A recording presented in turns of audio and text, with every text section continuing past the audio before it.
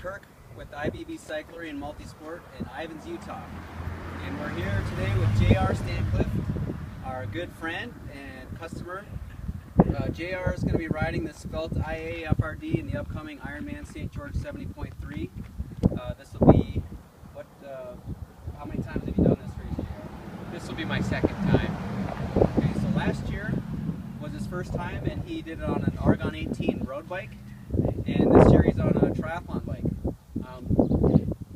This is a fun situation for us. We're lending JR the bike for the race, and JR's had an opportunity to train on it for the last couple of weeks, and he'll have about another week and a half to train on it before the event.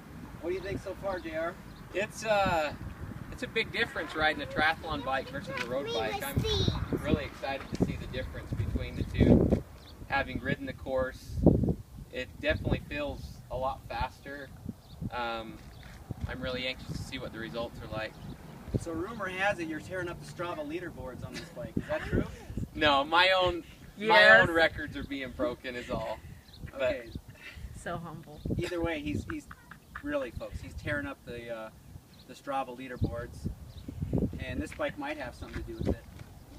To tell you a little more about the Felt IA FRD, when this bike was released about a year and a half ago, 2 years ago at Kona, it was ridden by Miranda Carfrae to Kona victory in 2013, and she won on this bike again in 2014.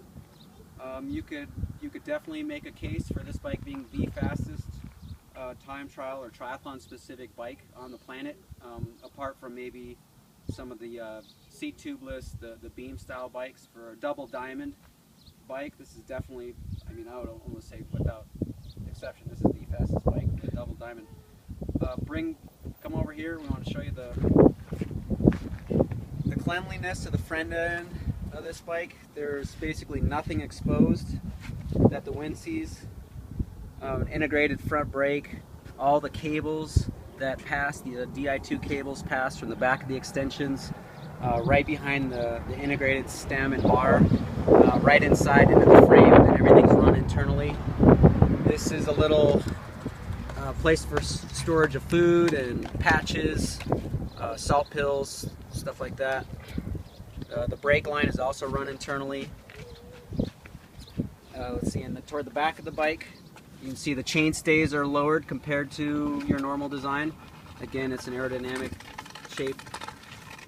The rear brake is fairly well hidden and has a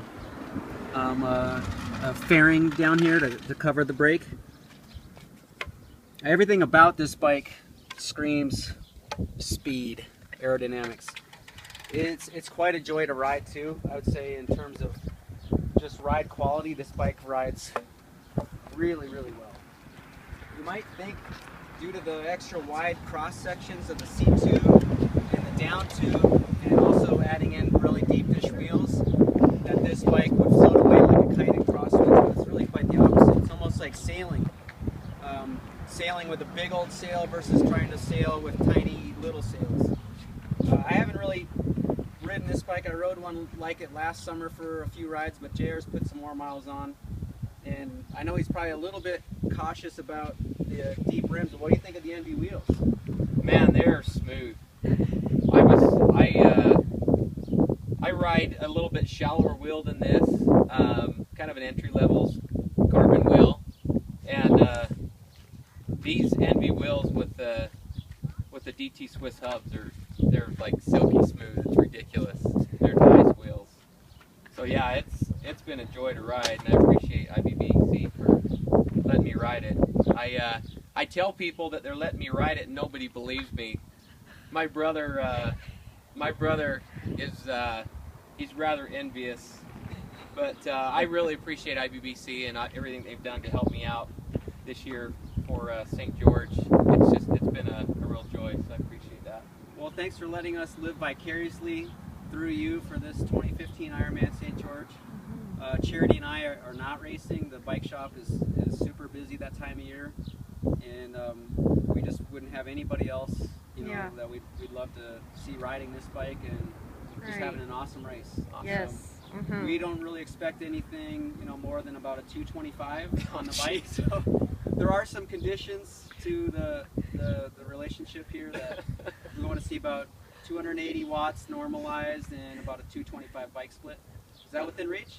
As long as you don't expect me to finish the run portion, we'll go for it. What did you do on the bike last year, JR? I was a 254 last year on the bike. So this is a road bike with about 50 millimeter deep carbon wheels, no aero bars, just riding a pure road position in the drops. You know, it'll be interesting to see, you know, if we could normalize conditions, if you could drop, say, 10, 15, you know, maybe even 20 minutes. Yeah. JR is definitely strong on the bike. Now he has the advantage of the tri-bike over the road bike, so it'll be fun to see. We just hope you have fun out there more than anything else, JR, and just have a blast and let it rip. It's all about the bike, just so you know. Yeah. We don't really care if you walk the rider. I think you float, hammer, and walk. Thank you so much, JR. Thanks.